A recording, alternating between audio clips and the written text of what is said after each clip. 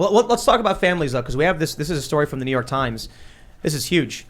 Oklahoma lawmakers approve near total ban on abortion. The measure is part of a wave of stringent abortion restrictions enacted by legislators in Republican-led states.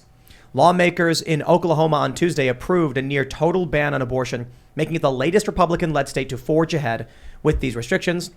The measure, Senate Bill 612, would make performing an abortion, except to save the life of a pregnant woman in a medical emergency, a felony punishable by up to 10 years in prison or a fine of $100,000. Now consider that in an emergency. That means the doctor can be like, we've determined that, if you keep carrying this baby within the span of a month or two, you and the baby will die. And that's still not a valid reason to have an abortion. Unless, I guess you can argue that 2 months, that duration is not a contributing factor into whether it is or isn't an emergency.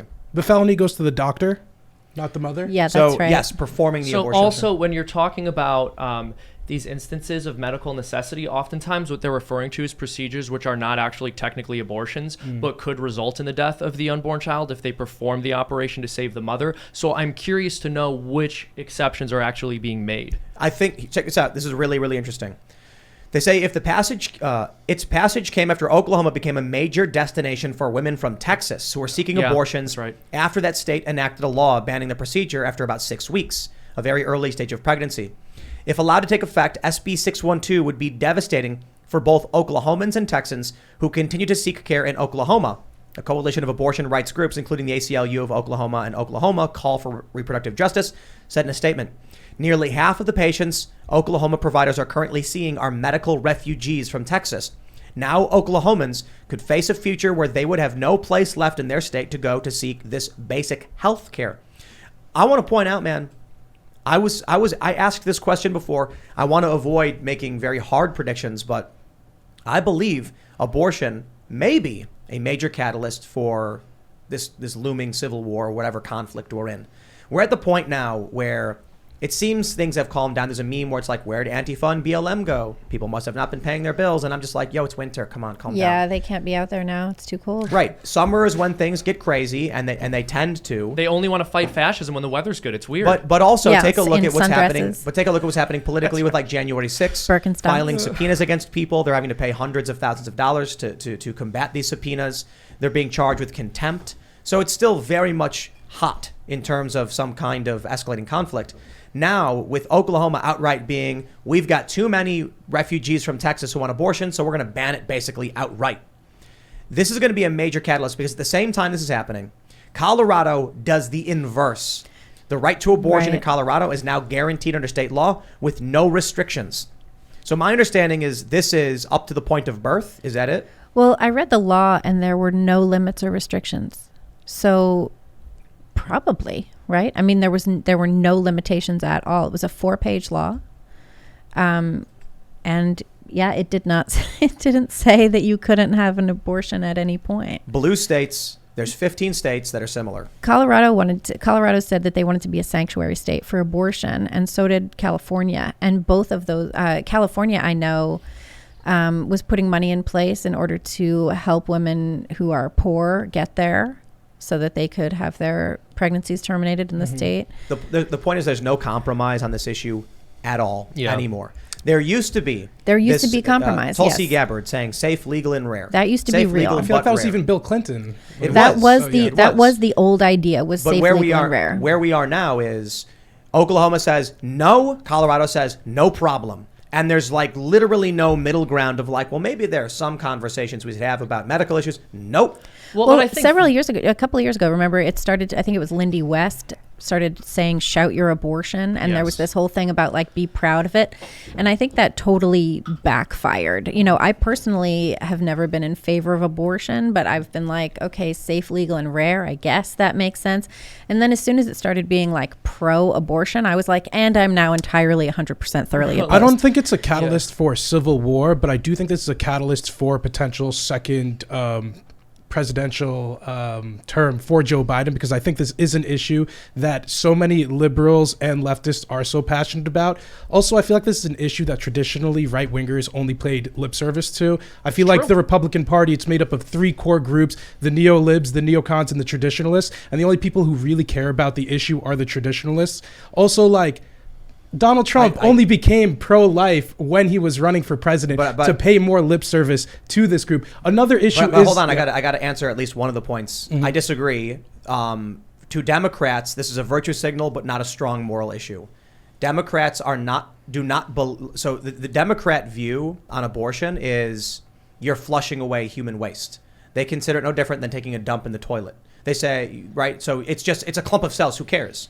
The conservative position is you murdered a baby. Yeah. There's a very strong conservative moral position opposed to this. There is not a very strong moral position in support of it. There's a virtue signal in support. Do you think this is a number one issue for more Democrats or a number one issue for more Republicans? It's a good question. Well, do you think it's a number one issue for more Republicans? Hands down. I'd say Democrats, because women's health means nothing more than abortion. When we talk about women's rights in this country nowadays, we're exclusively talking about abortions. That's true. I'll let you get to your point in a second, though. No, but that's true. The same thing with this Oklahoma bill, where the same issue that they faced in Texas was that people are just going to different places to get their abortions, and these are really just affecting poor people differently. They will just go to other places to get their abortions. You can't take, like, Michelle Wolf, who goes on stage and goes, you get an abortion and you get an abortion. That's disgusting. And you can't take Lena Dunham, who says she wished he had one, and compare that in terms of she wished she had one even though she'd never been pregnant. You can't take that in terms of motivating factor and compare it to conservatives saying you are literally murdering babies and we will stop you. It's hard to get in the middle of this rhetoric, but one last point that's also going to make this very difficult to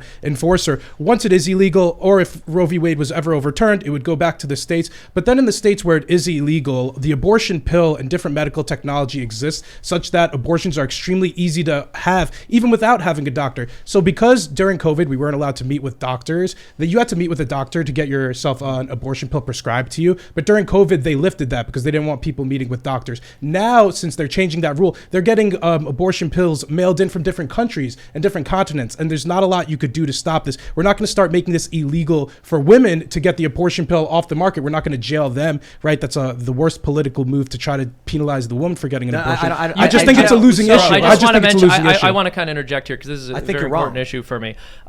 So you mentioned that left-wingers more or less see this as an arbitrary medical procedure that people are only opposing for these archaic religious reasons. On the right, people see this as the termination of a human life. Earlier, we were talking about the fact that there used to be middle ground on this issue. I think the fact that there isn't anymore just means that we've all become more honest with each other and with ourselves, because this isn't an issue where there can be any middle ground. Either you're slaughtering a child or you're not. I think with respect to looking at alternatives women may pursue if their state illegalizes abortion, we know that even though people did flee to other states, overall abortion in Texas went down by about 60%. So some lives are being saved by this law. Again, it can be difficult to quantify, but the more states outlaw abortion, the fewer unborn children we will see dying. And I don't think there's any pro-lifer who's going to say that's not a win just because some people aren't following that law. It's tragic when that law isn't followed. It's tragic whenever an unborn child is killed, but banning that and seeing it occur less often is a move in the right direction. Liberals are motivated by tribalism, care, and fairness. They will march if told to march, and they typically will get away with it. If that means banging on the doors of the Supreme Court, or Senate building because Brett Kavanaugh's there and they scream that he's a violator or whatever, if they're told to do it, they'll do it. So you don't need abortion to motivate the left to go out and protest for something. The right is motivated by very little. This is one of the big issues that has motivated them to actually get out and protest. In fact, there's a progressive pro-lifer right now. She gave a press conference because apparently she had taken baby parts from a university that they got access to, and she took them. And I don't know exactly the full story. Apparently, she was giving burials to the babies or something to that effect. I'm not entirely sure. People are trying to claim that she's like Gosnell too or something like that, but she's actually a progressive pro-lifer. These were given to her like it was a whistleblower situation. Oh, is that what it was? Yeah. Okay. So when it comes to pro-life, you really just have to look at it like, take a look at how the left describes the issue of abortion when they're like, what happens if you have a miscarriage and it's just a clump of cells versus a baby being killed? Like, people will run into a burning building to save a baby. They won't run into a burning building to take a dump. Yeah. There's not there is a clear motivational distinction here. Are you guys life at conceptioners? Yeah, I would say life at conception. I'm not pro-life, but that's a scientific fact. Okay. Libby, if you don't mind, can ask that to you too. If I think that life begins at conception, yeah, I think it probably does. Yeah. I do think, though, that we are telling women the wrong story. I think we're telling the wrong narrative about what life is about, what meaning is, and what being a mother is all about. We tell women that, our culture tells women that their lives are limited when they become mothers, that it's going to put a damper on your ability to do stuff, right? And, to a certain extent, yes, there are limitations once you become a mother. You have to prioritize, and you prioritize differently. But it's not going to ruin your life, right? Mm-hmm. Being a mother actually makes your life that much better. It's a terrific bond. It's a very deep bond between mother and child. This is why I'm very pro motherhood, and I think that it's important to tell women, poor women, because you're not seeing the overeducated white liberals running around getting their abortions. They get one when they're a kid, running around getting antidepressants. You are seeing that as well. But women are losing their rights in a lot of other ways. This is like the only right that women are allowed to fight for. They're not allowed to fight to say that they are women. They're not allowed to fight for bathrooms. I don't want to deviate too far from where your point was. Or have any of that I want to bring it back to what can your I just point was. Can I add something to my answer to your question? Your question, you asked if life at conception. Where were you going with that? I was just going to say, I want to reject that there isn't a middle ground on this issue, because I do believe, I was looking up the stats to try to find it specifically, but I think most people are in the country. I think it says right now, currently 59% say abortion should be legal in all or most cases, while 39% say it should be illegal in all or most cases. Wait. Illegal? I couldn't tell what you said. Illegal or legal? Currently, 59 say abortion should be legal in all or most cases, while 39 say it should be illegal in all or most cases. So I think there is a middle ground in our country. I think people already generally agree that less than 20 weeks, that's when most abortions do occur. They're cool with that. But late trimester, I feel like most people are on the same page about that, except the people on the fringe. And I think the problem with this issue is that the fringes are the most boisterous about this issue, right? The extremes are the ones who care. The evangelicals and the religious people who say it starts at conception. And then, crazy abortionists who don't care if it's until the moment of you giving birth. So that's where the conversation gets centered around, even though those are the most fringe cases. And that's the problem, and why I think some people don't think there is a middle ground. I think most people in the country, again, 59 are cool. And so I would agree that in terms of I want to mention this. I got to stop you because Elad, I'll challenge your stats. Uh-huh. Gallup has, from 2021, 48% believe abortion should be legal only under only certain circumstances.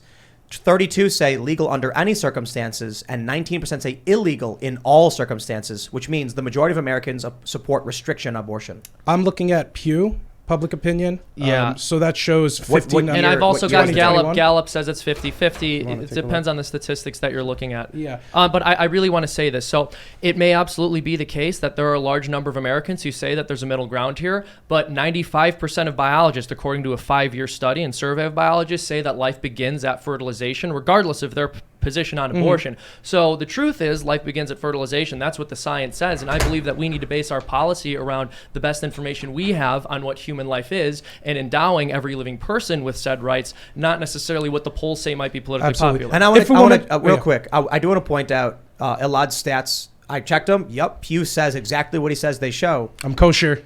But I will challenge them. News. I will challenge them by saying, when provided with a more nuanced distinction, we can see from Gallup 3 categories as opposed to just 2. When you're giving a binary choice on legal or not, some people might begrudgingly say, well, I guess then we should just have it be legal. When given the option for limited circumstance, no circumstance, or any circumstance, the plurality want restrictions in some capacity. As drugs become more your poll was common and ubiquitous, the abortion pill is becoming more common and ubiquitous. You will not have to go to a doctor to receive it in the future. So if women do choose to take the abortion pill and terminate their pregnancy, what do you think our government's response should be if there is no doctor who prescribed the pill? Or it's some doctor in India, a fake doctor who's just selling pills, right? So they acquired the abortion pill and they chose to terminate their pregnancy. How should we penalize that woman? I think becomes the most politically toxic thing you could do, and that's where it has to end up. We don't want to penalize the women, but I feel like at the end of the day, if they're the one who ends up making the choice, then that's where we end up. That's kind of total bullshit. Which part? So penalizing women for having Wait, so if abortions? a woman chooses to take the abortion pill that she got illegally, then what should if abortion's illegal, what should the penalty be? You want to jail women for terminating their own I don't want to make abortion illegal. You don't want to make abortion illegal, but if you do, if it is illegal, you think that I'm women going should be down the jailed? steps. No, I'm going down the only steps that make sense. So if we make abortion illegal and somebody chooses to get an abortion, these are just, if we make a law, then we have to prosecute people. Should someone be, imprisoned for attempted suicide? I don't think abortion should be illegal. That's not my point. I don't think you should be sent to jail either. I'm taking issue with your rationalization, which doesn't make any sense. I think I'd like to respond to this because you're looking at a very specific circumstances. You're creating a hypothetical scenario where all abortions are obtained by women getting these pills. I'm talking about these cases. So even if that does become the case, there's still going to be ways to police other forms of abortion. I agree with you that some things are going to slip through the cracks. That doesn't necessarily mean you're going to go prosecute women, and it doesn't mean we can't prevent abortion in other scenarios. So how do you deal with the case? So a woman, she's 3 months pregnant, she gets an abortion pill from India. What do we do? Okay, first of all, there aren't abortion pills that will terminate your 3-month-old. Okay, so the abortion pills that exist are pretty early term. Okay, so let's say very early term, like by the time you're 3 months, there's a baby they work in within your the first body. trimester, 14 weeks. So a woman acquires a pill from India that induces, an abortion to happen within 14 weeks, and it's illegal in whatever state she does it to. I'm trying to get to the base of it. How do we penalize it when there's no doctor involved? No, but I don't think this is getting to the base of it because we're talking about a restriction that applies to abortions across the state of Oklahoma at all points in conception with few potential exceptions, though I want to look into what they're saying with respect to those exceptions. You're talking about a specific scenario of abortion pills that would be particularly difficult to prove and prosecute. I think what needs to happen is you have to ensure that those pills are not allowed in the United States of America, and anyone who sells them is prosecuted. Fentanyl isn't in here either, though. What you're saying is because this would be difficult to prevent, it's not something that we should attempt to prevent. Well, and how should we penalize it? Okay. Well, yeah, I mean, the dealer. I think Seamus makes a really good finish their point before you just start talking over each other. I think Seamus makes a really good point, which is the dealer of the abortion pills should be the one who's held liable. Good luck trying to go to India and penalize. And then in those cases, you can't penalize anybody. That's true of drugs too. Well, I think that's the future of abortion then in our country. It's people illegally acquiring abortion pills when they can't receive them from doctors in it's 10 states weeks. Where it's illegal. I think you can get them up to 10 weeks. I think the future of abortion pills is going to get it even further. But fine. I think to say that there are instances that our laws can't account for is not an argument for why we shouldn't have these laws in the first place. The argument is if you think it should be illegal because it terminates a human life, the issue is that you can't track early human life. So if you were to view abortion as no different than a murder, the issue is that someone who is born and has a life is tracked in some way, and when they go missing, the murder typically, not always, but will be noticed in some way. Someone went missing. A woman who gets pregnant doesn't tell anybody, then aborts the baby, there's no evidence of the existence of the loss of human life. If you were to view it in the exact same way, that it was a murder, then the law should be treating it identically as it was a murder. That is to say, it doesn't matter how the women commit the act. You can drive from Illinois to Indiana and illegally acquire a gun and use it to commit a murder. Yeah, it's still illegal. So we will penalize the woman, is what I'm trying to get to. Because if you do think abortion is murder, and then the woman on her own volition acquires and then aborts, then she murdered the child. And not necessarily, because intent has a lot to do with this. So if a person doesn't understand what they're doing, they don't recognizing that they're killing a human person because they've been propagandized. No, I think there's a good point to be made there because women are told. And women are told that this isn't murder. So I think there are people who fight in wars for insanity pleas. No, I don't think so. That's the basis of an insanity plea, that you didn't know right from wrong. You can't plead insanity because you're literally insane. You plead that you don't know the difference between right and wrong. So if you go to court and they say, this has happened. A woman killed her kids because she said that once they become 12, original sin will send them to hell. That's insane. And then yes. Yeah, yes, exactly. And so she bludgeoned her kids to death. And then the court said, why did you do it? And she called the police after she did it. And she was like, I need help cleaning this up. I killed them. They said, why? And she goes, to make sure they went to heaven. So she was deemed insane. Yeah. See, that would be insanity. So the issue is, if you want to penalize abortion as though it were murder, you would have to treat the woman as a murderer. Yes. Well, so basically murder is handled by the states. And I would argue that as a matter of legislation, it makes sense to be merciful to these women because oftentimes they literally do not know what they're doing. They're told an abortion is a procedure just like any other, where they're flushing some cells out of their body and not a human life. And so I would absolutely prosecute the doctors because they know exactly what they're doing. I think the vast majority of women in these circumstances have no idea. I totally and 100% disagree with you. I think that women know what abortion is. They know what pregnancy is. And when you're pregnant, you can tell that you're pregnant. A lot of things change about your body very quickly, and you know that you're pregnant. You know that you're carrying a human life. It's apparent. Pun intended. What? Pun intended. Sure. It's apparent. But you know that you're pregnant. You know what that entails. No one doesn't know what they're doing or thinks it really is a clump of cells, except perhaps, girls under 16.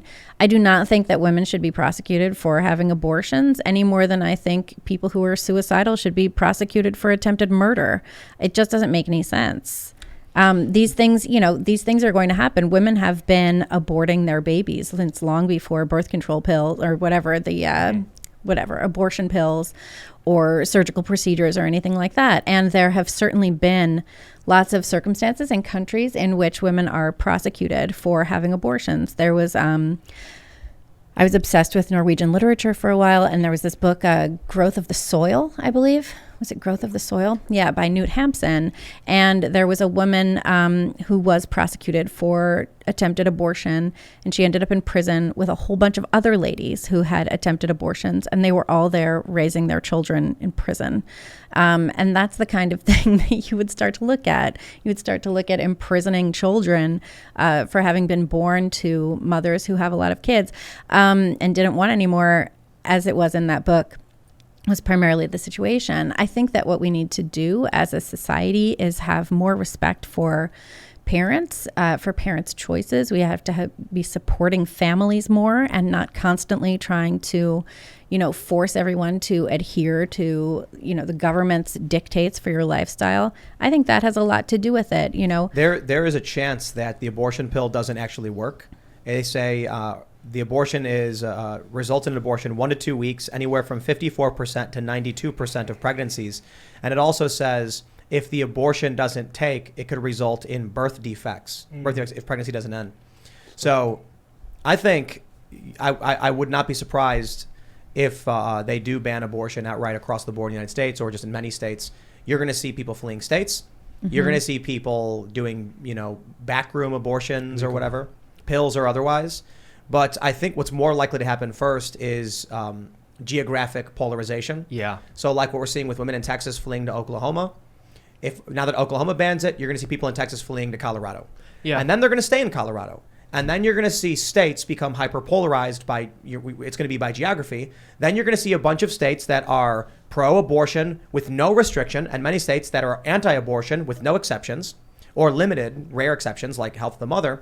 And then it's going to come down to the hyperpolarization of this country, control of our institutions, and you are going to have a strong moral issue for people on the right who are like, you are literally murdering babies. Because we saw it in Virginia when that woman, what was her name? Nancy, what was her name?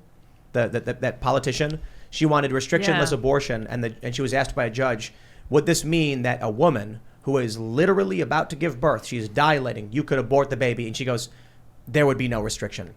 Then you had Northam say, well, we would take the baby, it would be delivered, it would be made comfortable, and then the woman would have a conversation with her doctor about what to do next, as if to imply they would kill the baby after it was already born. There's something on the He came out later and he was like, I meant in the case of severe defect. I'm like, the baby's alive. So what? Yeah. Well, I also... So where does that lead to? If people are going to flee these states, let me start from here. If Roe v. Wade is overturned, as many believe it will, especially on the left. Many have told me Republicans will not push for a federal ban on abortion because they think it's a states' rights issue. Okay, then you get all the blue states saying no restriction on abortion, like they're doing already, 15 states that are seemingly to that degree. And then you have the red states all saying ban on abortion with limited or no exceptions. You are going to have hyperpolarization in this country, and that is planting the seeds for interstate conflict. We have that in a lot of areas, though, also. Yeah, well, I find it fascinating. I agree with you, and I was just going to say that we're going to see increased polarization just on the basis of geography. Left-wing people are going to leave these red states, and then the blue states are going to become bluer. The red states are going to become redder because only people who are comfortable with those abortion laws will move there, etc. You were making a point earlier just about this being politically pragmatic and what could happen. Is this going to result in Joe Biden getting a second term? I don't think so, but it's also an interesting question because, as we were discussing earlier, there is a debate here over which side cares more about this issue. We were pulling up different polls that had a bit of nuance to the question of abortion, asking, do you think it should always be illegal, legal in some circumstances? Part of the issue with these is they usually end up with some kind of framing that could be considered biased. I know that Gallup poll just straight up asked people, do you identify as pro-life or pro-choice? And it's a pretty neat 50-50 split across the nation. It's like 49% pro-choice, 47% pro-life, and then 5% with no opinion. I find it difficult because in that framing too, I feel like not all pro-lifers are from conception-ers. I think that's probably true. Yeah. And a lot of people consider Plan B abortions, and it gets really and you're right, there's just so many gray zones. There is something to be said about political principles though and political strategy, because I'm just saying it's a bad strategy. That doesn't mean it's right or wrong. So I think we have a lot of those examples in our country. Who knows? This could be, although a bad strategy, you're being very principled. I think it also kind of relates to how Trump's saying the election was stolen. And pragmatically, strategy-wise, I don't think it's a great strategy, but he's staying true to his principles, and the people who back him up on those principles are getting rewarded with his endorsement. So yeah, well, and I think part of what sort of adds to my position here, we'll see what ends up happening, but part of what I think bolsters my position is the fact that, as Tim said, pro-lifers see this as a child being killed. Pro-choicers just see this more as an abstract struggle between religious fanatics and the secularists who want to preserve people's rights. The question is, do you care more about that kind of abstract battle than you do the fact that food is more expensive? You're having a harder time feeding your family. Gas is as expensive as it's ever been. There's turmoil on the foreign stage that we probably wouldn't see with a president who is a little stronger. It's actually a toss-up, and you're probably going to care more about the things that affect your life in a more direct sense. But if you're going to ask people to balance those questions against another human life, they're probably going to choose to save the person or believe in saving the person. But in this instance, the pro-lifers don't even have to make that choice, because the people who they would be voting for not only want to end abortion, but would ideally be able to get this country stuff together and get gas prices down and return food costs to something more normal. Thanks for checking out this segment from the Timcast IRL podcast. But if you want to check out the full show live, tune in Monday through Friday at 8 p.m. And if you want more special access content, head over to timcast.com and become a member. Your membership helps sustain this company, keep our journalists employed, makes this show happen, and you will get access to exclusive members-only segments of the Timcast IRL podcast, and there's a massive library to check out. So again, go to timcast.com or tune in Monday through Friday at 8 p.m., and we'll see you all there.